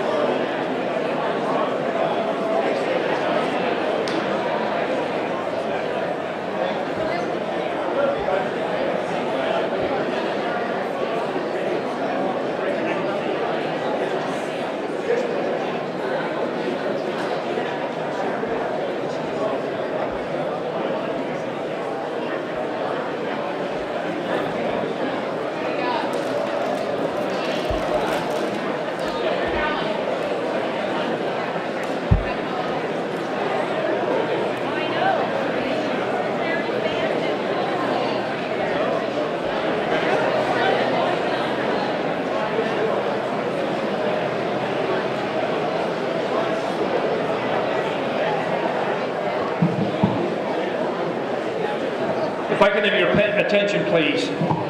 If you served and the time you served was not mentioned, would you please come forward as well and file in with this line? We want to make sure that we recognize every veteran here this evening.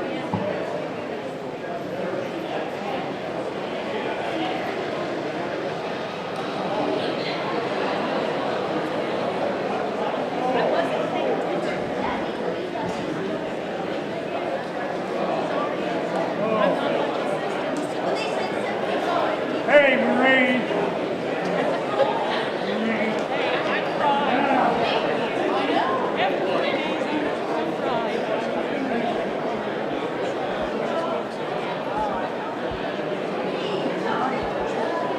Oh, they got him up there now. You don't want no recognition. You made it, Eddie, you made it.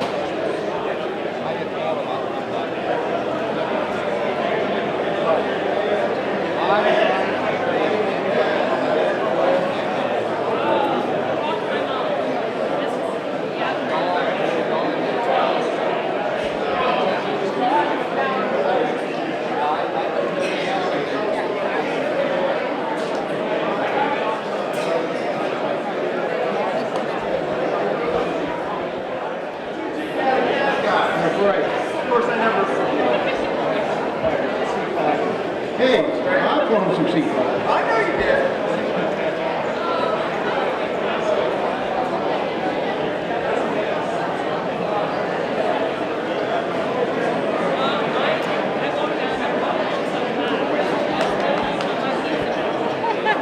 So I don't know if I'm getting down there or not.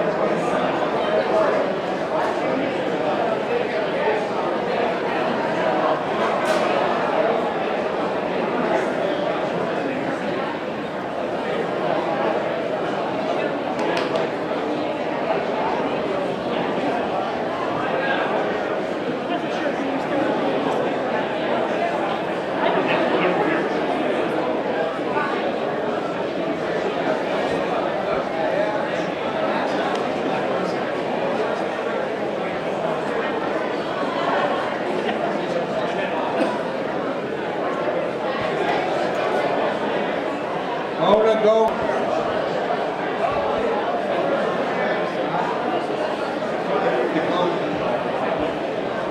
Ladies and gentlemen, if I can have your attention, please bring your attention back to the front here. We're preparing to recognize the family members who lost a veteran during wartime in Vietnam. The commemorative committee out of the Department of Defense recognizes them with a certificate of honor and a gold star pin to wear proudly. So the individuals that you see over here, and what I'm going to do, why don't you just give me this, okay? Okay. Alan Wyan.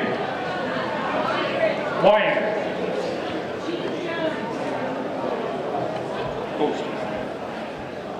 Gold star. Oh, here.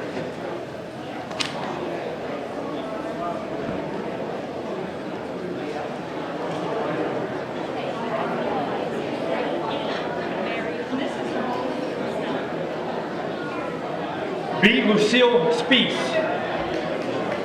Lucille Speece.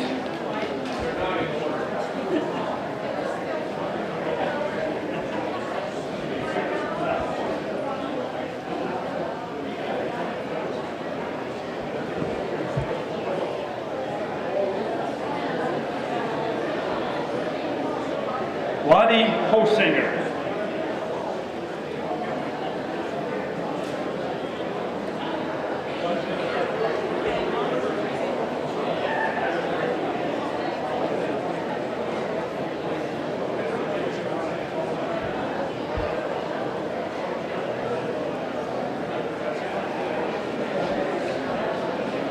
Ronald Wyatt.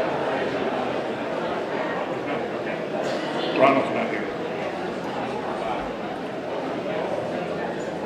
Renee Wine-Craig.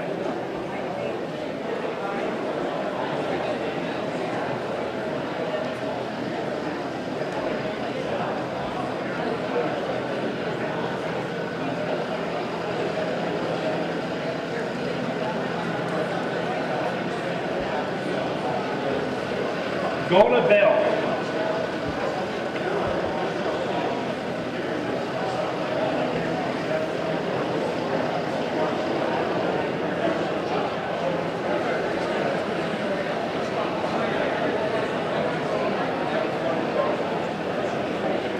Kathleen Walters.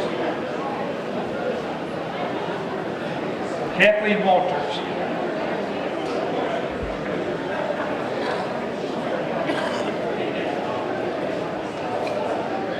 Lonnie Williamson.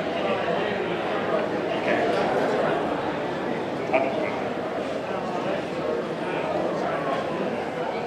Sandra Crocker.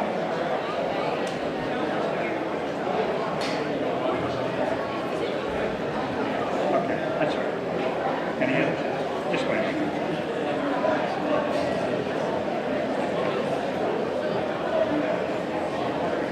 Nancy Gosworth Lepke.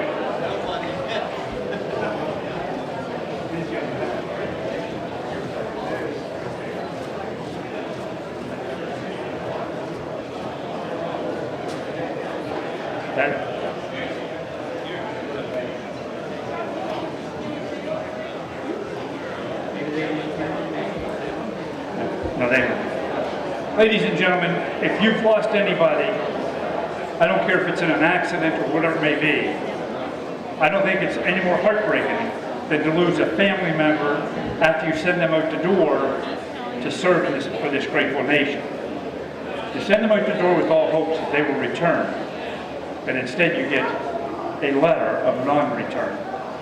So, ladies and gentlemen, on behalf of Juniata County, Perry, and Mifflin, we say thank you for your family member service and your heartbreak.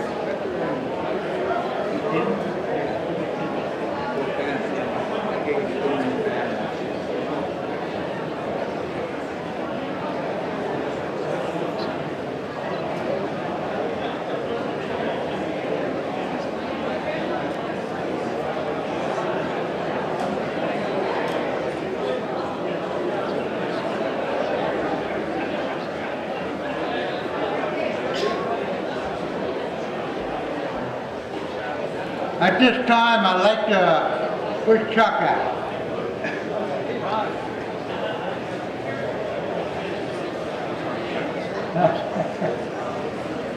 And now, ladies and gentlemen, I would like to introduce a different James Scott, other than the one who was just speaking, and Linda Longnecker of the Quittapahilla Highlanders Pipes and Drum Band of Annville for the playing of Amazing Grace.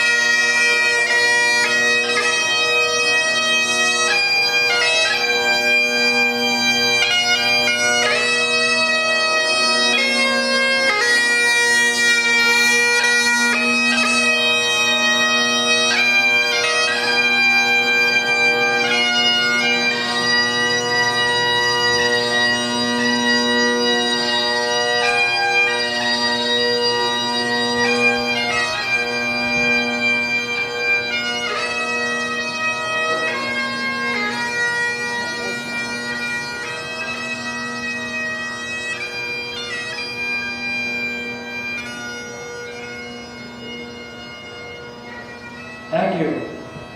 Wonderful language. Quittapahilla Highlanders. Mr. Attorney General, invite you back up. Couple comments.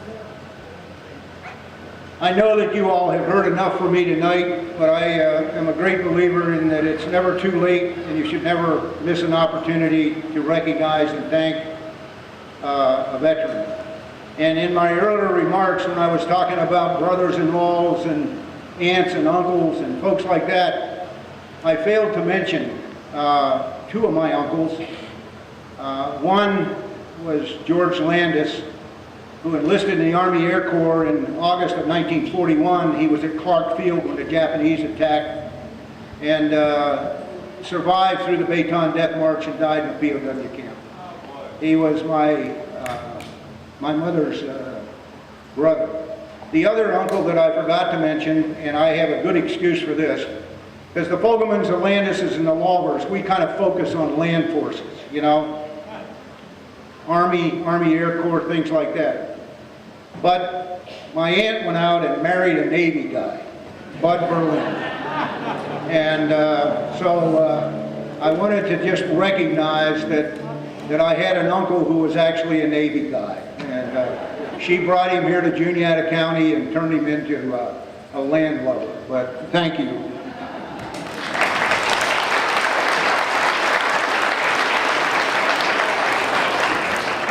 What's wrong with the Navy guy?